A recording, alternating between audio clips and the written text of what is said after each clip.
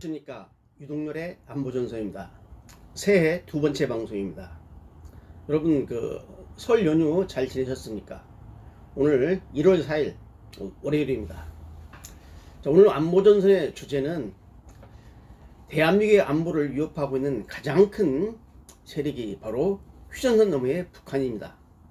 그래서 이 북한을 직접 통치하고 있는 이 김정은 정권의 미래가 어떻게 될 것인가?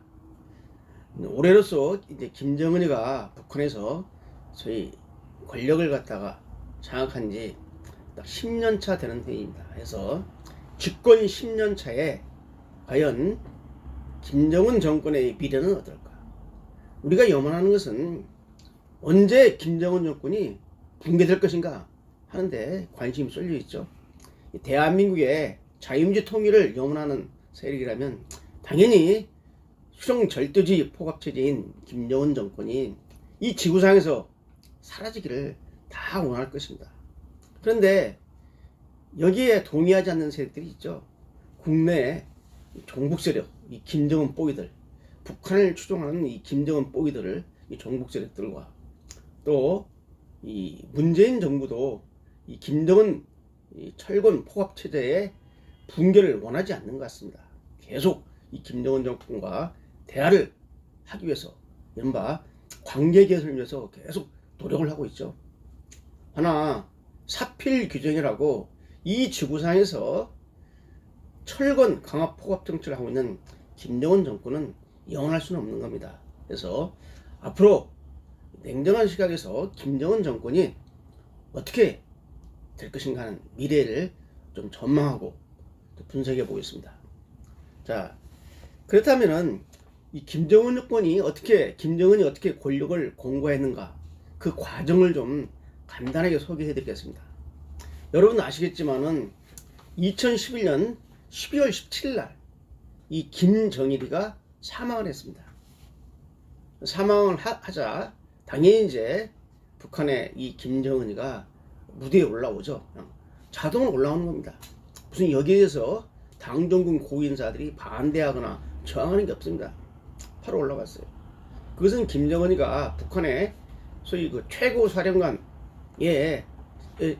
최고 사령관은 바로 김정일이었고, 이 김정일이가 죽은 마당에 김정일이가 최고 사령관 겸 소위 당의 중앙군사위원회 위원장이 있는데, 바로 이 당의 중앙군사위원회의 부위원장이 김정은이었습니다.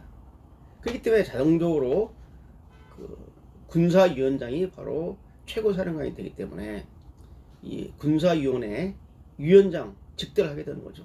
그래서 제일 먼저 그 관심을 가져야 할 것은 12월 19일 날 북한 언론에 김정은을 최고 영도자라고 하는 호칭이 나왔습니다. 최고 영도자다. 바로 여기서 김정은이가 공식적으로 북한의 최고 통치자임이 밝혀지는 겁니다. 그리고 이제 제일 먼저 공식적으로 김정은이가 받은 그 직책 중 제일 먼저 받은 게 뭐냐냐? 바로 12월 30일 날, 2011년 12월 30일 날 북한군 최고사령관의 추대가 됩니다.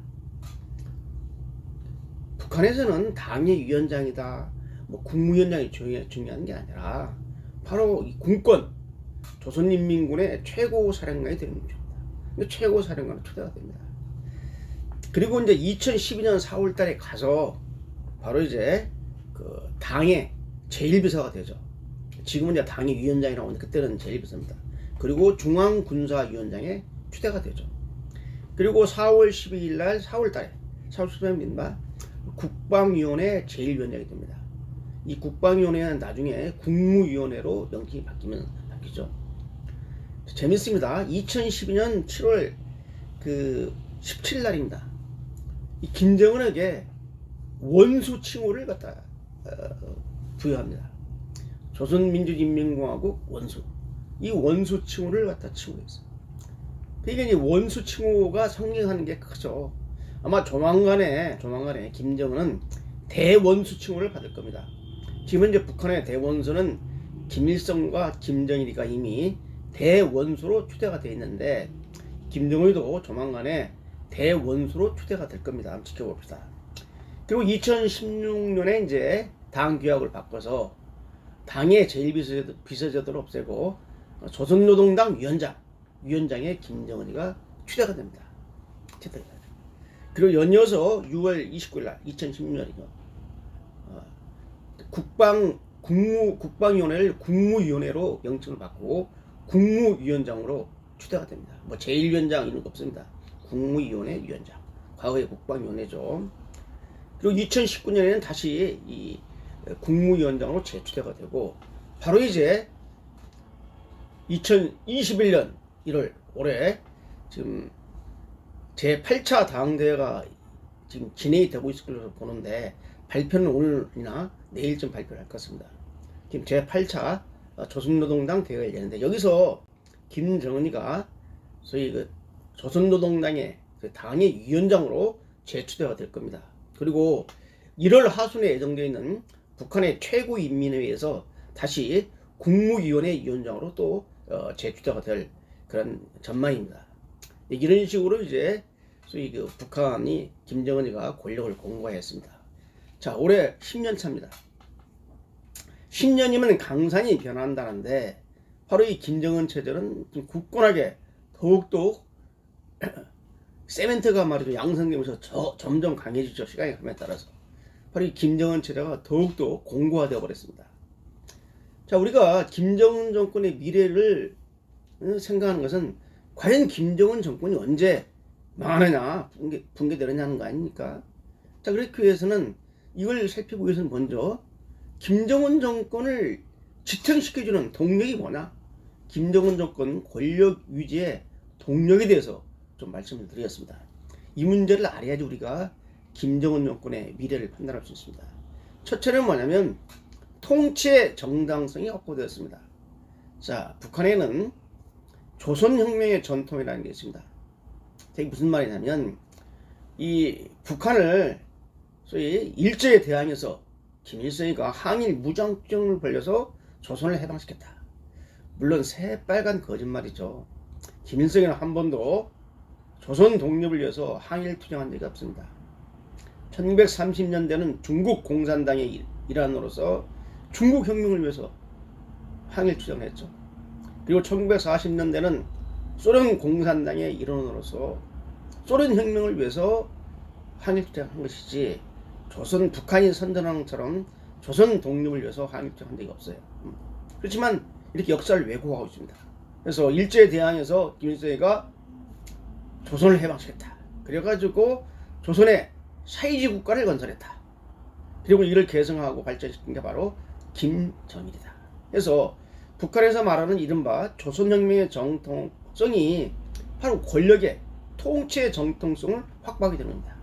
그래서 김정은이는 김정일이가 죽자 당연하게 조선혁명의 유일한 전통의 계승자라 이게.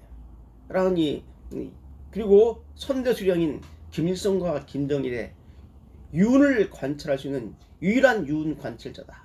라는 이러한 통치의 정당성을 확보합니다. 그래서 20대 후반에 불과한 김정은이가 아무런 저항 없이 북한의 통치자로 추대가 되는 겁니다. 그래서 이 북한을 움직이고 있는 조선혁명의 전통, 여기서는 바로 이제 주체사상과 선군사상이 이념적 바탕이 되고 있죠. 바로 여기서 김정은이가 통치의 정통성을, 우리가 볼 때는 전혀 비합리지만 북한 내부의 통치 이데올로기인 주체사상, 그 다음에 선군사상에 기반한 통치의 정당성을 확보했다는 것입니다. 이 첫 번째 김정은 체제가 유지되는 동력입니다. 두 번째 김정은 체제가 이 권력이 유지되는 주요한 동력은 뭐냐? 바로 실질적인 동력입니다. 공포정치입니다. 공포정치. 김정은 체제에 저항하거나 혹시 다른 마음을 품게 되면 철저하게 그 대상자를 갖다가 처형하고 숙청합니다. 그런데 김정은 정권에 저항하지도 않고 딴 마음을 안 품었는데도 불구하고 권력 공고화를 위해서 그냥 쳐내는 겁니다. 쳐내는 거예요. 바로 니영호 총참모장 쳐냈죠. 1년도 안 돼가지고. 그리고 자기 친고모부인 장성택이를 갖다가 채용하고 있어요. 장성택이가 김정은을 능가해가지고 뭐 김정은 권력을 뺏을다는 생각도 없는데 장성택을 쳐야지. 장성택을 쳐야지. 바로 아무도 나한테 도전할 생각을 안 한다. 그래가지고 그 다음에 또 북한군 현영철 인민무력상을 갖다가 채용하고 이런 식으로 해서 여러분 도표를 보시면 알겠지만은 무려 200여 명이 채용이 됐습니다. 200여 명. 당정군의 고인사들을 다 채용했죠. 여러 가지 제목을 붙여서. 실제로 이 중에서 정말 김정은 체제에 불온한 마음을, 저항하는 마음을 가져서 채용된 사람은 거의 없을 겁니다. 대부분 다 김정은의 필요에 의해서 상기적인 공포 분위기를 조성시켜야지 자기에게 충성을 다한다는 것을 알기 때문에 날려버린 겁니다. 자, 세 번째는 뭐냐? 지속적인 위기 국면을 조성합니다. 자, 뭐냐? 이 독재자들이 흔히 쓰는 유법이죠. 지금 이 조선반도에서 미 제국주의하고 남조선 괴뢰들이 우리 공화국을 지금 침략하기 위해서 제2의 조선전쟁을 획천한다. 말도 안 되는, 누가 북침을 합니까? 말도 안 되는 소위 그 전쟁 분위기를 상시적으로 불켜가지고 북한 주민들의 열악한 경제난으로 인한 불만들을 또 이 정권에 대한 불만을 갖다가 아예 잠재우는 거죠. 무마시키기 위해서 지금 곧 전쟁 난다. 전쟁 나면 다 죽는다는 거죠. 힘을 합치자. 어려워도 허리띠를 졸라. 고난의 행군을 갖다 강조하면서 바로 북한 주민들의 경제적, 정치사회적 불만을 갖다가 계속 누르는 게 바로 이겁니다. 그래서 김정은 체제가 유지되는 동력은 바로 통치의 정통성을 확보한 거. 두 번째는 실적으로 공포정치를 통해서 200여명을 갖다 채용하고 그냥 공개청을 해가지고 북한 주민들을, 당정군 간부들을 절절절 매겨합니다. 북한에는 2인자가 없습니다. 오로지 수령만 존재합니다. 최고 존엄이라는 수령만 존재하죠.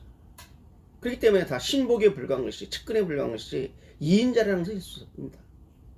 1인 통치 시대 때 김정은이가 공포정치를 가장 적절하게 활용하고 있는 겁니다. 그 다음 세 번째는 바로 아까 말씀드린 위기국면을 조성하는 것이죠. 지속적으로 위기국면을 조성해서 전쟁 분위기를 조성시켜서 북한 주민들을 무마시키는 겁니다. 자, 여러분. 자, 그렇지만 과연 김정은 정권이 이렇게 오래 갈 수 있을 것인가 하는 생각을 해봅시다. 지금 북한은 4중구를 겪고 있어요. 다들 뭐 북한 전문가들은 3중구라고 하는데 4중구입니다. 첫째는 뭐냐? 제일 중요한 게 대북 경제 제재입니다. 북한의 거듭되는 핵실험과 탄도미사일 실험 때문에 그동안 유엔 및 국제사회는 대북 제재 제재안을 갖다 통과시켜서 강력한 경제 제재를 하고 있어요. 이 경제 제재가 계속되면은 북한 경제가 계속 힘들 수밖에 없고, 북한 경제의 이러한 어려움은 결국은 정권에 대한 불만으로 가게 되는데, 이걸 지금 북한 김정은은 아까 같은 세 가지 이외에도 바로 뭘로 막고 있느냐? 자력경쟁이라는 카드를 내세웠어요.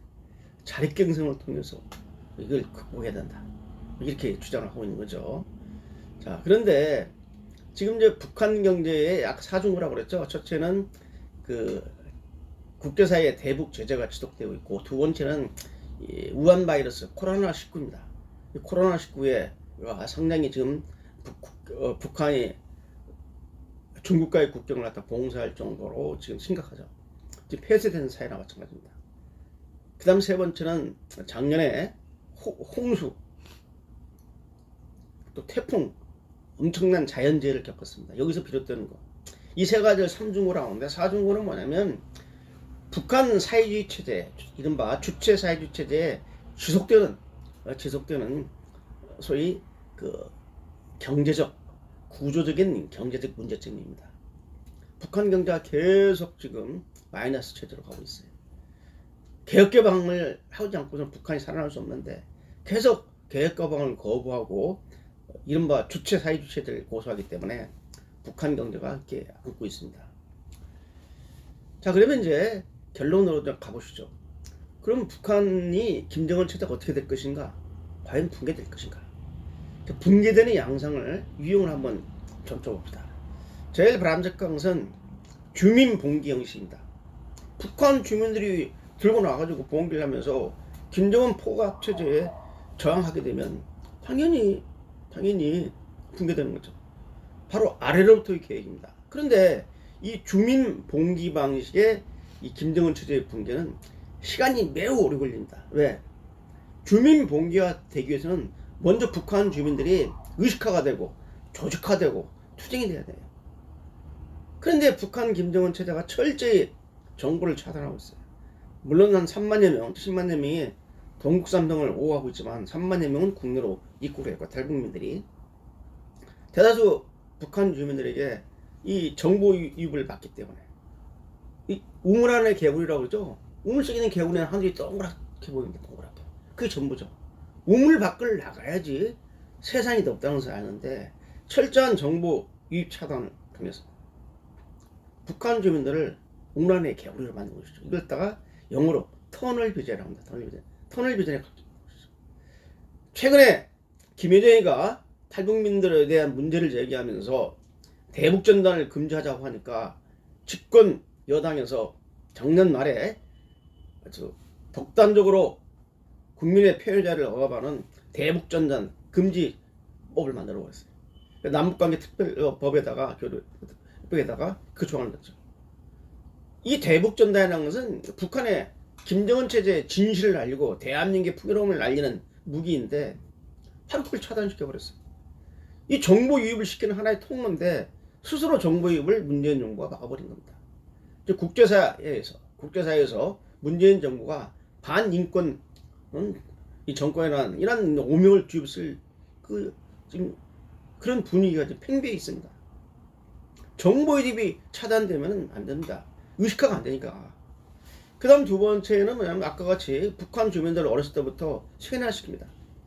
그래서 김씨 체제에 순종하게 만드는 강력한 세뇌 정책이 또 한 역할을 하고 있고, 그 다음에 또 철저한 그 감시 체제. 북한이 말이죠, 5선 감시 체제입니다. 당의 조직 지도부에서 전 당군 모든 기관들을 감시합니다. 그리고 국가보위성이라는 비밀경찰이 감시를 하죠. 또 인민보안성, 최근에 사회안전성으로 명칭이 바뀌었죠. 북한 경찰에서 하고, 또 군은 군 보위국에서 합니다. 과거에 보위사령부에서 하고, 이런 식으로 3선 4선으로 북한 주민들 상호 감시제를 만들었기 때문에 거기 벗어날 수가 없는 거죠. 딴 마음을 품을 수가 없는 겁니다. 자, 그래서 주민봉기 체제는 시간이 오래 걸린다. 왜? 북한 주민들을 깨우쳐야 되기 때문에. 그러나 가장 바람직한 방식이지만 상당히 오래 걸려서 지금 현재로는 어렵습니다. 두 번째는 뭐냐? 군부 쿠데타입니다. 이 군부 쿠데타 방식에 의해서 하는데, 아까 말씀드린 대로 이미 김정일 때부터 이 북한을 유지시키는 이 강력한 무력인 북한군을 갖다가 분권화 시켜버렸어요. 북한의 인민무력장이라고 해서, 북한의 소위 총참모장이라고 해서 병력을 마음대로 움직일 수 있는 게 아닙니다. 그래서 총정치부에서 정치사상적으로 지도, 검열, 감시를 하고, 군령권은 바로 총참모 우리가 합참이죠. 군의 행정권은 바로 인민무력성으로, 또 간부사업은 또 간부국으로, 보위사업은 보위국으로, 그 다음에 후방지원사령부는 후방총국을 통해서 이렇게 북한군을 갈기갈기 분권화시켜놨기 때문에 쿠데타가 원천적으로 안 됩니다. 감시자가 강화되고 있기 때문에. 자, 그럼 세 번째는 뭐냐? 자연사입니다. 김정은이가 갑자기 자다가 꽥하고 죽는 거죠. 돌발사. 참 우리가 남북한의 미래, 한반도의 미래를 갖다가 전망하면서 김정은의 자연사에다가 우리의 운명을 맡겨도 되겠습니까? 그러나 김정은이 얘가 젊은 나이에도 불구하고 체중이 110kg가 넘고 각종 성인병을 앓고 있기 때문에 이 가능성도 배제할 수는 없습니다. 자연사 가능성. 이 저항도가 제일 좋은 거죠. 자, 그런데 사실상은 이것도 만만치 않습니다. 북한의 최고 통치자이기 때문에 계속 건강관리를 합니다. 체중이 비대하고 각종 성인병을 앓는다 할지라도. 제가 지금 제일 지금 기대하는 거, 제일 가능성이 높다고 보는 것은 측근에 의한 암살입니다. 여러분, 이 공포 정치가 극에 달하면은, 공포 정치가 극에 달하면 결국은 쇠가 강하면 부러집니다. 인류 문명사를 보게 되면은 이 극악한 독재 통치자들이 측근에 의한 암살 등 방식으로 해서 제거가 됐습니다. 우리도 이러한 방식을, 바로 김정은이가 이걸 갖다가 포착을 하고 작년부터 북한의 호위 부대를 갖다가 계속 분화시켜 버렸어요. 호위 사령부가 있고 호위 총국이 있는데, 이거 외에도 당 중앙위원회 호위 부대를 만들고, 북한군의 호위 부대를 만들고, 또 국무위원회 또 경무국을 만들고, 이런 식으로 호위 부대를 3개나 더 창설해 가지고 상호 감시자들을 만들어 놨어요. 측근에 의한 암살 가능성을 갖기 위해서. 제가 볼 때 아마 김정은이가 잠을 충분히 못 잘 겁니다. 원래 극악한 통치자일수록 내가 언제 죽을지 모른다는 이 강박관념이 있기 때문에 잠을 못 자는 거예요. 그러다 보니까 먹게 되고 살은 찌게 되고 그런 거죠. 그래서 이 가능성을 두고 봅니다. 자, 제가 이제 김정은 체제의 미래를 갖다 전망하면서 2011년 이 김정일이가 죽은 이후에 김정은이가 등장했을 때 제가 여러 군데 그 학술 세미나에서 이런 말을 했습니다. 김정은 체제는 5년을 봐야 된다. 만약 김정은 체제가 5년 이상 지속된다면 농런할 것이다. 농런한다. 지금 10년이 지났습니다. 김정은이가 당 정권을 확고히 장악하고 있고, 물론 강이든 충성이든 장악하고 있고, 강이든 충성이지만, 그리고 실질적으로 정치, 사회적 영향력을 유일하게 행사하고 있는 북한의 유일 권력자가 바로 김정은입니다. 따라서 이 김정은 체제가 바로 붕괴될 거라고 보지는 않습니다. 상당히 오래 갈 것이다. 다만 아까 말씀드린 대로 자연사 가능성이라든지 측근에 의한 돌발사 가능성은 항상 배제할 수는 없습니다. 김정은이가 폭정을, 강압정치를 하면 할수록, 철권 폭압정치를 하면 할수록 쇠가 강해지면서 상대적으로 부러질 가능성은 높아진다. 참, 제가 북한을 전망하면서 집권 10년차를 맞이한 김정은 정권을 분석하면서 그 미래에 대해서 자연사라든지 측근에 의한 철권 통치, 측근에 의한 암살 가능성에 대해서 예담한 이 가능성이 제일 높다고 하는 이유가 참 한반도 현대사의 불행입니다. 이 김정은 정권 같은 이 정권은 북한 주민에 의해서 몰락시키는 것이 바로 주민적 저항도 좋고, 남과 북이 바로 자유민주 체제로 통일되는 그런 가장 좋은 방식이지만, 그래도 어쩔 수가 없습니다. 해서 이제 우리 자유민주 세력들은 바로 북한의 급변 사태와 자유민주 통일을 위한 대비책을 갖다가 시급히 마련하는 것이 중요하다고 생각이 됩니다. 자, 지금 우리 시청자들께서 많은 좋은 말씀을 해주시고 계신데요. 제가 여기 지금 뭐 많은 그 새 인사들과 함께 자연사해도 북한 정권에서 숨길 것 같아요 많이 나오는데, 여러분 이러한 댓글에, 채팅 댓글에 동의를 합니다. 제가 또 답글도 달겠습니다. 여러분, 1월 4일 날 신년에 우리 대한민국의 미래, 한반도의 미래에 밝은 기운이 왔으면 좋겠습니다. 제 개인적으로, 여러분도 마찬가지지만 이 김정은 폭압 정권이 빨리 종식되는 것이 한반도의 자유민주 체제로의 평화 통일을 바로 기대하고, 북한 주민들을 자유와 행복과 그러한 자기의 발현의, 자기 구현의 이런 자아 가치를 갖다 실현시키는 그러한 기쁨을, 행복을 맛볼 수 있도록 우리가 노력해야 할 것 같습니다. 오늘 유동열의 안보전선 여기까지입니다. 감사합니다.